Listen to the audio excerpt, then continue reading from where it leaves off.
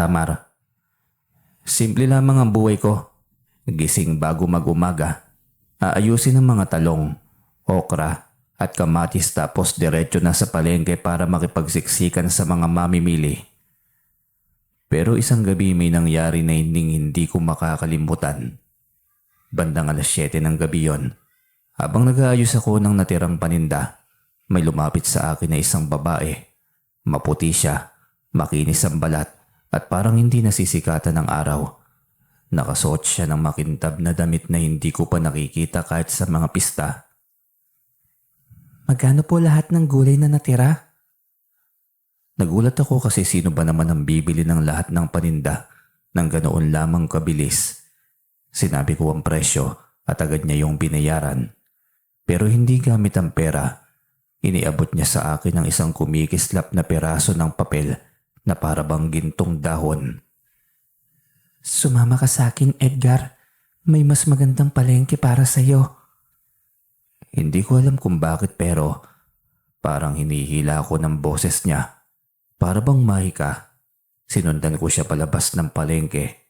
Tumawid kami sa mga kalsadang madilim hanggang sa makarating sa isang daan na hindi ko pa nakikita kahit minsan sa aking buong buhay.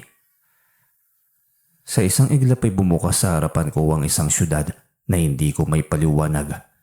Malalaki ang gusali. Kumikislap ang mga ilaw na parang ginto. At ang mga taong naglalakad ay lahat magaganda at makikinis.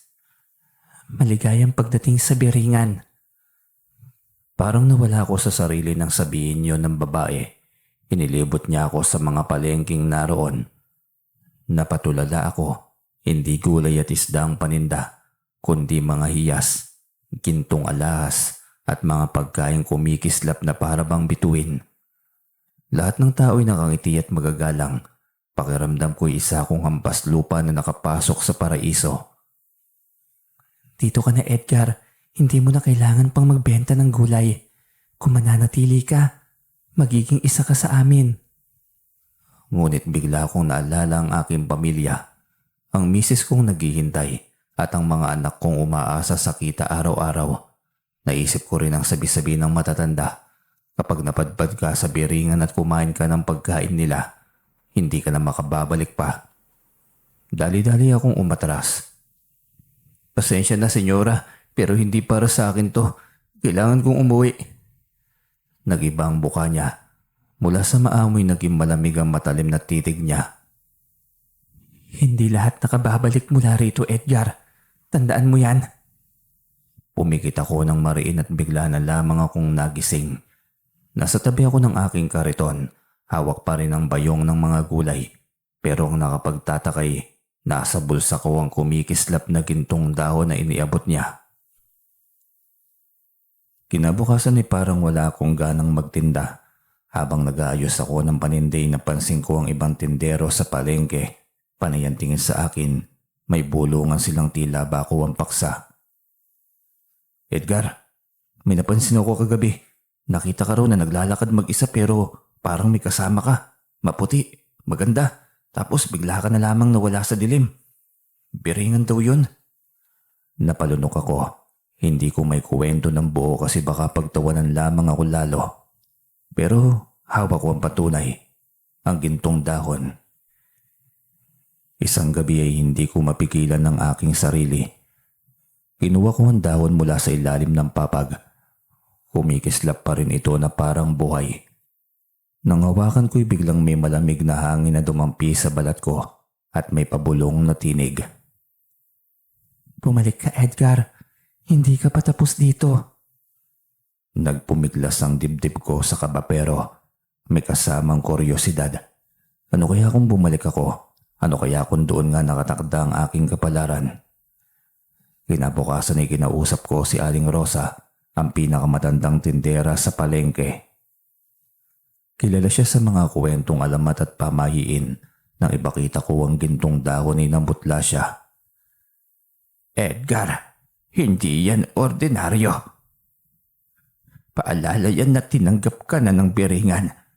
Kung sakaling bumalik ka ron, baka hindi ka na makabalik pa rito. Pero kung hindi ka pupunta, sila naman mismo ang hahanap sa'yo. Parang gumuho ang mundo ko. Pinilit kong itapon ang gintong dahon sa ilog kinagabihan, pero nang umuwi ako'y nasa ilalim ulit ito ng aking unan. At doon ako nagsimulang hindi makatulog ng maayos. Sa tuwing pipikit ako'y nakikita ko ang liwanag ng syudad, ang mga magagandang gusali at ang babae nang umiti sa akin na para bang matagal na kaming magkakilala. Hanggang isang gabi, sa gitna ng katahimikan, may kumatok sa aming pintuan. Pagbukas ko'y wala akong nadatnan, pero may nahulog na papel sa sahig. Isa na namang gintong dahon at sa likod nito'y may nakasulat. Ito na ang huling paanyaya, Edgar. Kapag hindi ka sumama ngayon, kukunin ka namin kung kailan hindi mo inaasahan.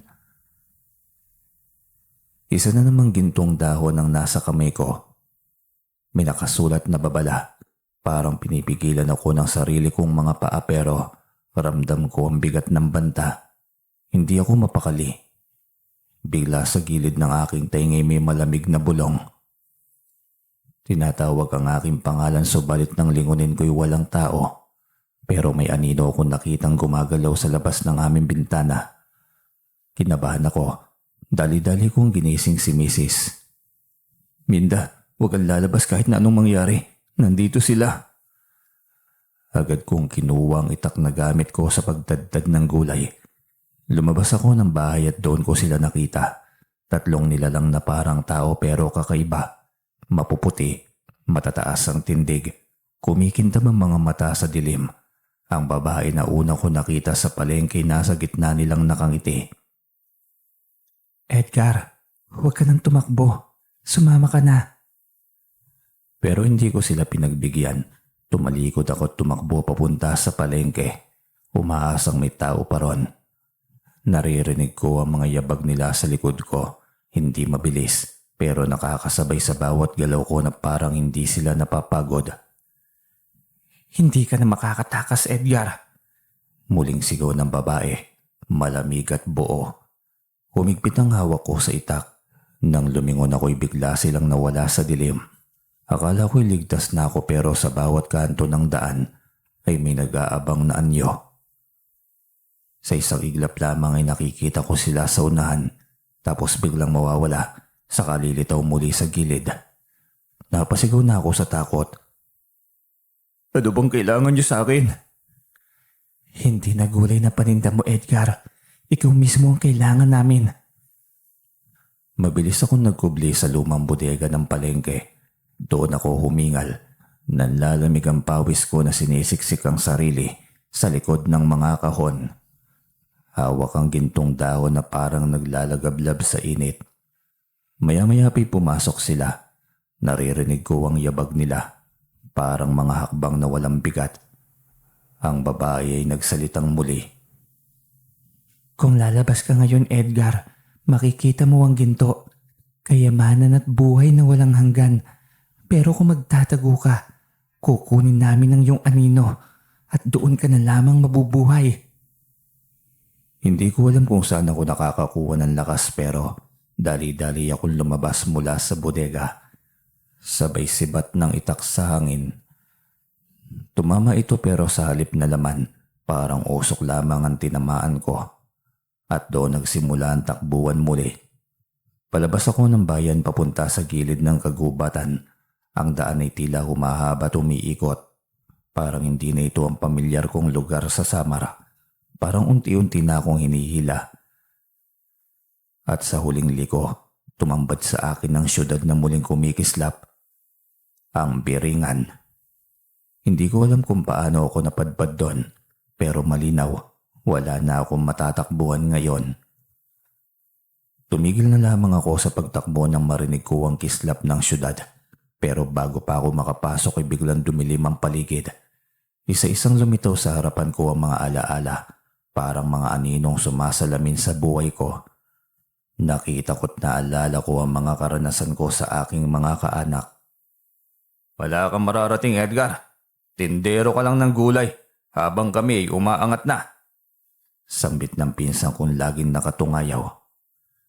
Sumunod ang tiyuhin kong dati kong tinutulungan.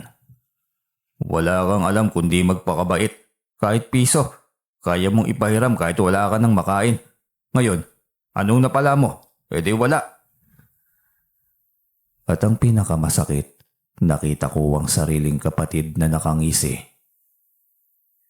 Ikaw ang pinakagago sa atin. Pinagsasamantalahan ka lamang ng lahat, pero sige ka pa rin sa pagtulong. Hanggang kailan ka ba magpapakatanga? Bawat salita nila'y parang sibat na tumatagos sa aking dibdib. At lahat ng yun ay totoo. Madalas ako ang nagbabayad ng utang ng iba. Ako ang nagpapahiram ng puhunan pero ang kapalit nun, pangmamaliit at panlilibak. Habang nakaluhod ako'y narinig ko ang boses ng babae mula sa biringan. Malumanay. Para siyang ina. Edgar, bakit ka pa magbabalik sa kanila? Hindi ka nila pinapahalagahan. Pero dito, ikaw ay magiging higit pa sa tao. May kapangyarihan, may ginto, at higit sa lahat, may respeto. Umangat ang kamay niya at inalok ang gintong dahon at sa likod niya'y kumislap ang palasyo ng biringan. Kumakaway sa akin. Nanginig ang buo kong katawan. Sa isang banday naroon ang pamilya kong walang ibang ginawa kundi abusuin ang aking kabaitan. Sa kabila naman ay naroon ang tukso ng syudad na walang katulad. May yaman, may kapangyarihan at may halina ng isang bagong simula. Umigpit ang hawak ko sa itak. Napalunok ako. Sa huling pagkakataon ay tumingin ako sa kislap ng syudad. Tumingin ako sa gintong dahon at saka ako naisip. Sa mundo ng tao, ako'y alipin ng kahirapan at pagmamaliit. Pero dito, baka sakaling ako naman ang titingalain. At doon na ako nagsimulang maglakad patungo sa syudad ng Biringan. Sa huling sandali ay narinig ko ang ihip ng hangin. Tila isang boses ng aking asawa at mga anak na humihikbi. Pero hindi na ako lumingon. At ang itak na minsang naging kasama ko sa pagtitinda ng gulay, nahulog sa lupa at iniwan sa dilim ng kagubatan. Nagising ako muli sa dati kong higaan. Sa aming maliit na kubo. Akala ko'y panaginip lamang ang lahat pero pagtingin ko na naman sa aking bulsa, naroon pa rin ang gintong dahon. Kumikislap ito at para bang nagpapaalala na hindi ako nagkamali. Naroon talaga ang syudad at tinanggap na nila ako. Lumipas ang ilang araw. Binalikan ko muli ang palengke pero imbis na makaramdam ako ng ginhawa ay ramdam ko ang panlalamig ng mga tao. Edgar, wala ka na namang kita. Kung hindi dahil sa akin, matagal ka ng gutom eh. Panunumbat ng aking kapatid habang kinukuha ko ang kalahati ng benta. Tiniis ko lamang gaya ng nakasanayan. Pero lalong sumidhi ang sakit ng mismong tiyuhin ko ang nagmura sa akin sa harap ng ibang tindero. Wala kang silbi, Edgar. Lahat ng pera mo kami rin ang nakikinabang. Kung hindi ka magbibigay, wala ka ng karapatang tawaging kaanak namin. Hindi ako tumugon. Nakuyuko lamang ako para bang batang nahuli sa kasalanan. Ang mga kasamahan kong tindero ay imbis na ipagtanggol ako'y natawa pa. Kinagabihan na habang hawak ko ang gintong dahon, muling dumampi sa aking pandinig ang pamilyar na boses ng babae mula Biringan. Bakit ka nagpapakasakit sa mga taong walang halaga sa iyo, Edgar? Kami, hinihintay ka sa Biringan. Sa Biringan, wala nang mang-aapi sa iyo. Sa Biringan, ikaw ang magiging higit pa sa kanila. Napapikit ako't luha ang napangiti. Sapagkat sa unang pagkakataon ay naisip kong baka tama siya. Habang humahaplos ang malamig na hangin sa aking muka, alam kong papalapit na naman sila. Habang nakaupo ako sa hagdan ng aming kubo, hawak-hawak ang gintong dahon. Parang apoy sa palad, narinig ko ang yabag ng paa na papalapit. Akala ko'y mga nilalang na naman mula sa Biringan ang muling paparito. Pero pag-ikot ng aking ulo'y siyang nakatayo sa may pasukan. Si Nene. Hindi ko nakita ng lumaki. Nakita ko siyang uli ng maliit na bata pa lamang na naglalaro sa ilalim ng mesa ng kainan. Ngayon ay malaki na siya at mukha ng pagod ang mga mata at puno ng tanong. Nang makita niya ako'y bahagya siyang umiti. May luha na agad na tumulo sa kanyang pisngi. Pa, bakit ganito kayo nakikita ng mga tao? Bakit nila kayo tinutuligsa? Hindi ko maisip kung paano ko sasagutin.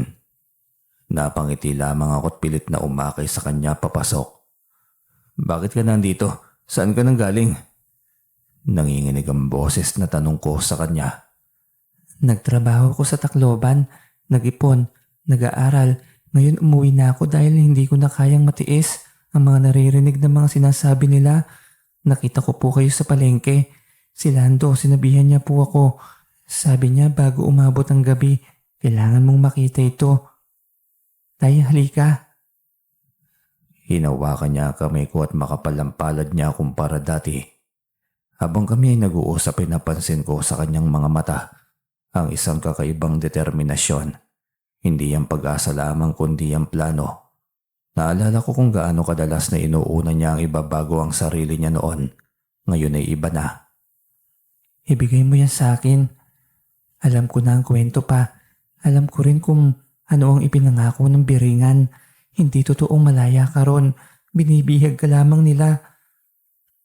Nawala ang ngiti ko sa muka. Paano mo nalaman? Bakit mo naman iniwan ang itak? Dahil gusto kong umalis sa sakit. Ayaw ko nang apihin pa nila akong muli.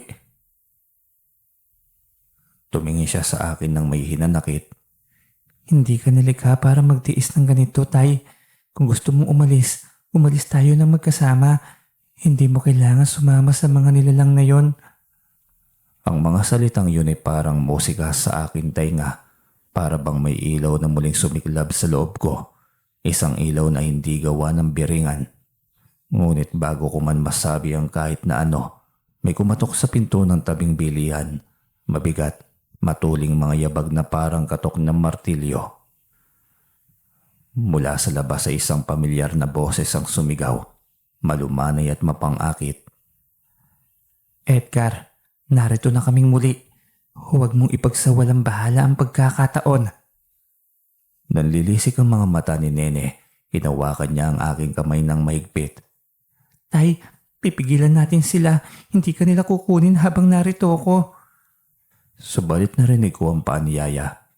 Hindi lamang isang pangako, kundi isang bilog na pagkilos. Isang alingaw-ngaw na hindi lamang mababangong pangungusap. Ang biringan ay nag-aanyaya ng mas malakas.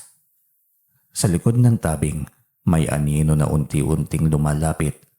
Sa harap ko yung 200. Ang isa'y patungo sa liwanag na may pangakong paggalang at kapangyarihan.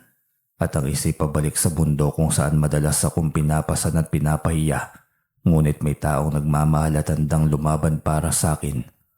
Huminga ako ng malalim. Nararamdaman ko ang bigat sa dibdib. Hindi dahil sa takot lamang kundi dahil sa katotohanan.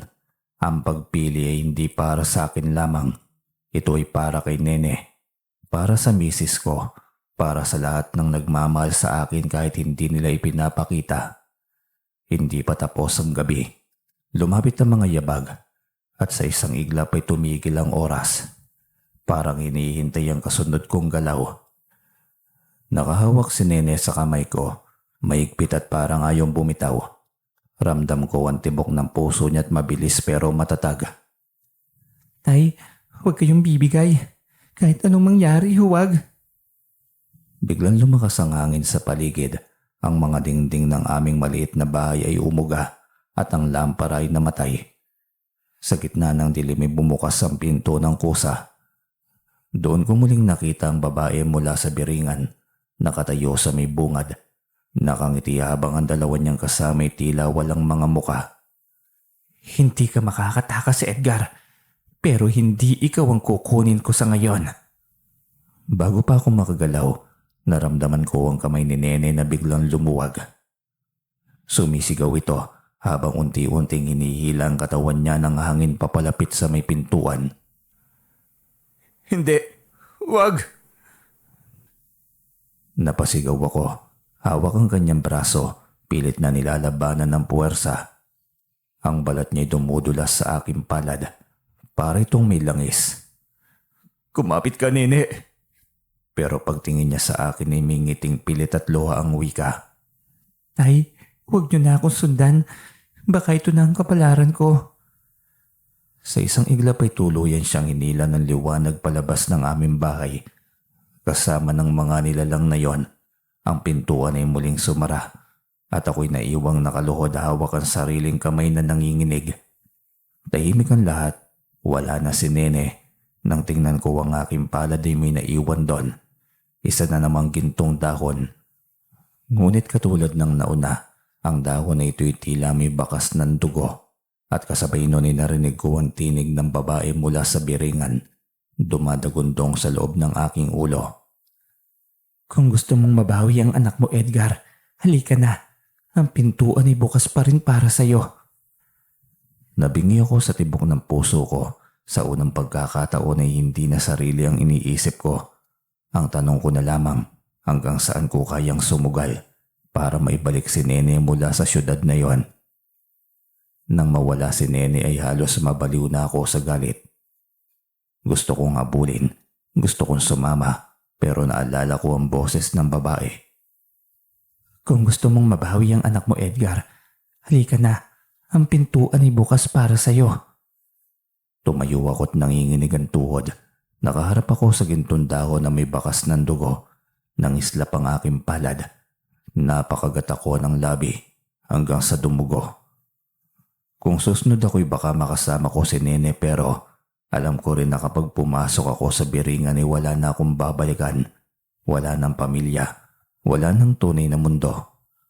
At doon ko narinig ang iyak ni Nene sa hindi kalayuan, kundi direkta sa akin dibdib. Tay, tulungan niyo ako. Nabibingi na ako sa tinig niya pero pinikit ko ang aking mga mata at napasigaw. Hindi ako sasama. Hindi ako magiging alipin.